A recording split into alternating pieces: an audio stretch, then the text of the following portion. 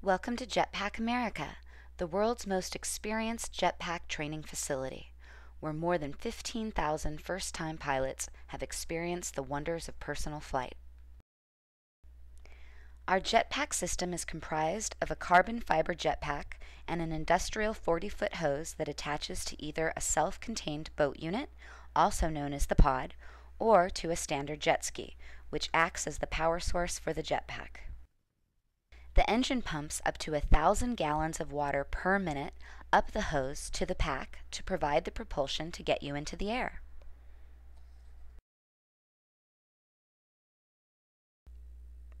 When you arrive at the flight location, you'll be greeted by your jetpack flight crew, who will introduce themselves and get you ready for your flight.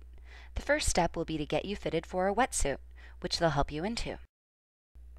Not everyone is a surfer, so you may not know the tricks to getting into a wetsuit, so our staff will help you out and make sure you've got the right fit. Remember, the better the fit, the warmer and more comfortable you'll be during your flight.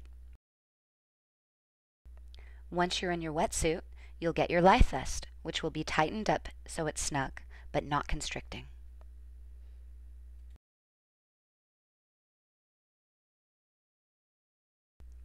The walkie-talkie helmet is an important part of the flight experience, since it allows the instructor to communicate with you throughout your flight. It should be tight enough to not slip down over your eyes while you're flying. Once the helmet is fitted, the instructor will test the volume and adjust as necessary, using special magnets to turn the volume up or down. Keep in mind that the volume needs to be loud enough to be heard over the sound of the jets. Once you're seated in the pack, the control arms will be adjusted so your arms sit comfortably at a 90-degree angle, which is optimal for flight control. You'll be strapped securely into the jetpack with a 5-point safety harness, which utilizes a quick release system to allow you to instantly release from the harness. To release, you'll either twist the buckle to the right or left, or simply pull the lever to release the straps, depending on the harness system. Since the pack is buoyant, in case of an emergency, you can unbuckle and leave the pack in the water, where it will float until it's picked up by one of our team members.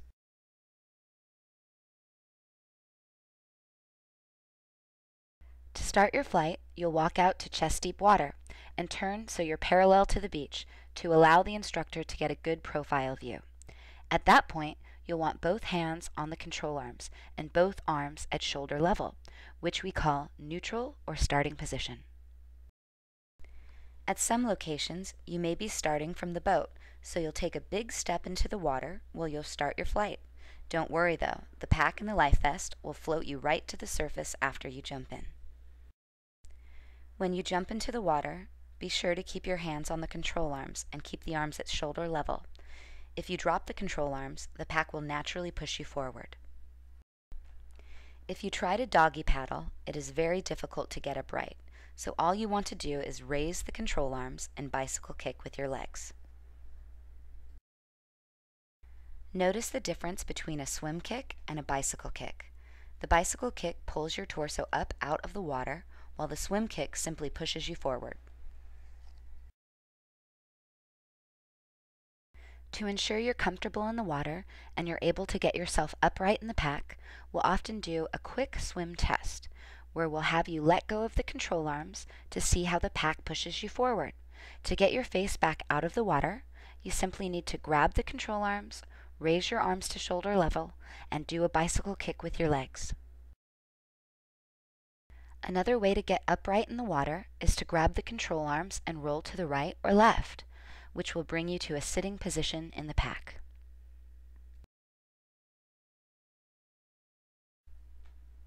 For your first flight, your instructor will be controlling the throttle for you, either via a remote transmitter or via the jet ski throttle system, which means he'll be throttling you up and throttling you down.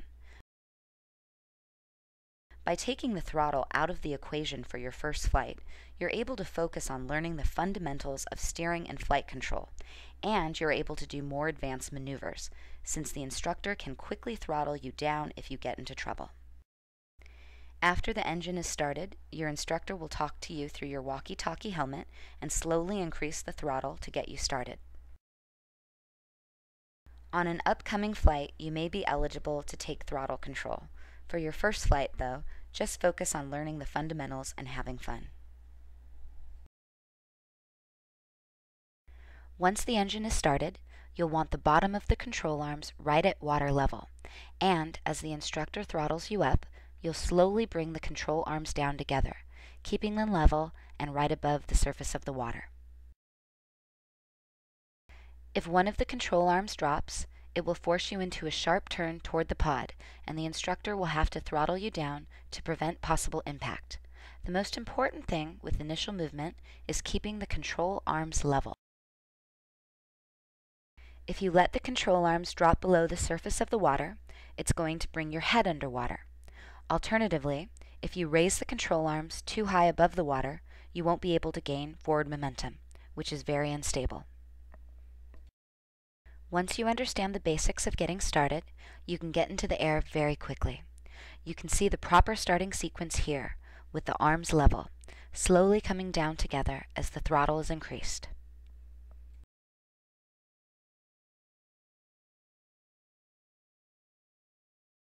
While the control arms can move independently, it's very important for you to keep them as level as possible, even with steering.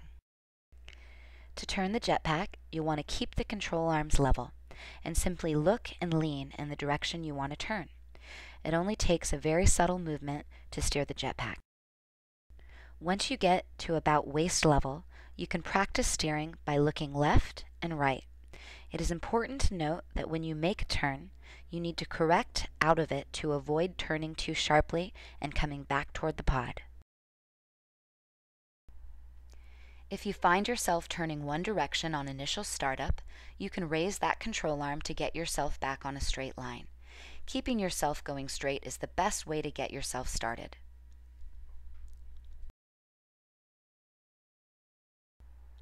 If you are unable to keep your forward momentum on your own, we may use a technique called shadow flying, where one of our instructors will get into the water with you to help keep your arms level as you get started. With this technique, the instructor will face you in the water and hold the control arms below your hands to help keep them in the proper positions. The instructor will also demonstrate what happens when you drop one of the arms and how to correct out of it. Once the instructor helps you get started, he'll release you to continue flying. Just be sure to keep the control arms level and listen to the instructor to maintain your momentum. Oscillation is when your legs swing from over-adjusting the control arms up and down. It's a very common occurrence with first-time pilots. To prevent oscillation, all you need to do is focus on very small movements. When the instructor tells you, arms up, think 1 millimeter rather than 1 inch. You'll be surprised by just how little it takes to make the jetpack go where you want it to go. To stop oscillation after it starts, the instructor will reduce the throttle and instruct you to dip your feet in the water, which will instantly stop the swinging. For your first flight, you want to avoid hovering, which occurs when you let the control arms go up too high, causing a loss in forward momentum. From a hover, it is very easy to go into an unintentional backflip or sharp turn toward the pod. Colliding with the pod is the main thing we want to avoid. If the instructor sees you slowing your speed and nearing a hover, he or she will instruct you to bring the arms down to regain good forward momentum. If the hover is not corrected, the instructor will have to kill the throttle and drop you in the water. Once you've mastered the basics, you can start having some fun with more advanced maneuvers. Keep the arms nice and stable, with your feet right at water level, and soon you'll be walking on water.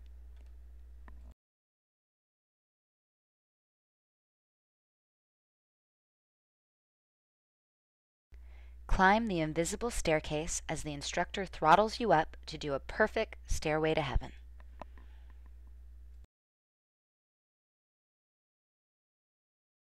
If you demonstrate good controlled turns, the instructor may give you the chance to do some donut turns, which you'll pivot off the hose as you chase the pod around in circles.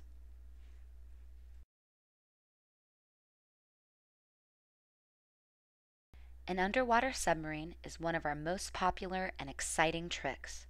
When the instructor counts to 3, quickly drop your arms to waist level to dive under the water. Hold it for 3 seconds and bring the arms back up to do a dramatic submarine, complete with a rooster tail on entry. This is just the beginning of many tricks you can do with Jetpack America. See you in the sky.